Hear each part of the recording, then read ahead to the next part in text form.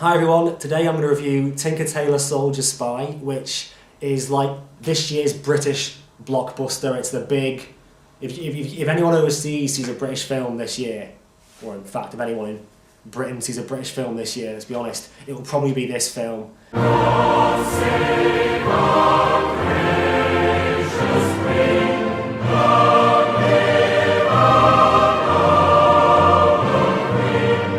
again, like last year's big British film, King's Speech, it is starring Colin Firth. That guy can do no wrong at the moment, it seems. But it's also got an amazing cast apart from Colin Firth.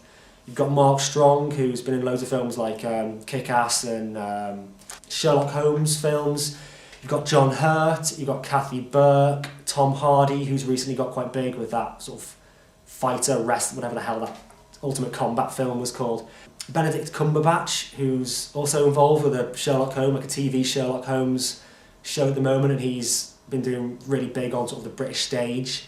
And you've got in the lead Gary Oldman. In many ways, it's like a lot of people, I think, have been waiting for a Gary Oldman lead film for a long time. He's been kind of that character actor who's popped up quite infrequently in supporting roles over the last 20 or so years, and always been amazing. And he's finally got... And he always tended to play in those little roles, like in films like Leon, which I think in the States was called The Professional, who plays that sort of like coke-addicted policeman. But he's always playing that sort of like crazy out there manic role. Maybe like, I think he played Sid Vicious in a film once. Whereas in this, now he's got his lead role, he's kind of like more restrained and quieter, and it's sort of against his normal type that he's cast for. And I think people are talking about him as if should be up for lots of acting awards. He is good in this film, but I don't think I would say he needed loads of awards for it. I don't think it's like a hugely challenging role. Most of the time he's just sat in a chair. I did think it was a good film, but I think if I had to say something really good about it, it would be that it looks good. The production design's brilliant, you know, the cinematography's good, the colour palette and all that's good. But that's kind of it. A lot of people have commented on that. They've commented on how it looks all grainy. And if that's like the thing that people think of when they see a film, that it's all grainy, then does that mean it's a good film? So what's the film about? It's about these spies who work at the top level of MI6 in the UK. And there's sort of 5 or 6 of them who are in this top level, and it becomes apparent that one of them is a mole, and you don't know which one it is. And then Gary Oldman's character is fired towards the beginning of the film, and then because he's fired, the government can sort of trust him to not be the mole, right? So then they send him looking for the mole amongst all his previous colleagues. And I don't think it's given a massive amount away to say at the end they do find out who the mole is. I don't know, like... I think everyone who's read the book thinks it's a brilliant film, but I haven't read the book or any of the other books that are in the series.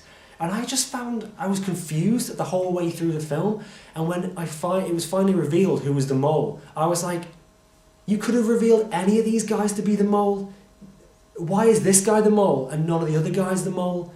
Because there have been no clues. There's been nothing I can look back on and go, oh yeah, he did that earlier, you know, piece it together. They could have chosen any of them to be the mole at the end, and I would have walked out just as confused, or just, you know. I don't know whether there's more clues in the book and you kind of realise why it is that guy who is the mole. But I kind of think if they're making a film, it should stand alone, and you shouldn't rely on people knowing things from the book to understand what's happening in the film. I think some films, you can kind of assume they're complex because you didn't get them, but they're just confusing. There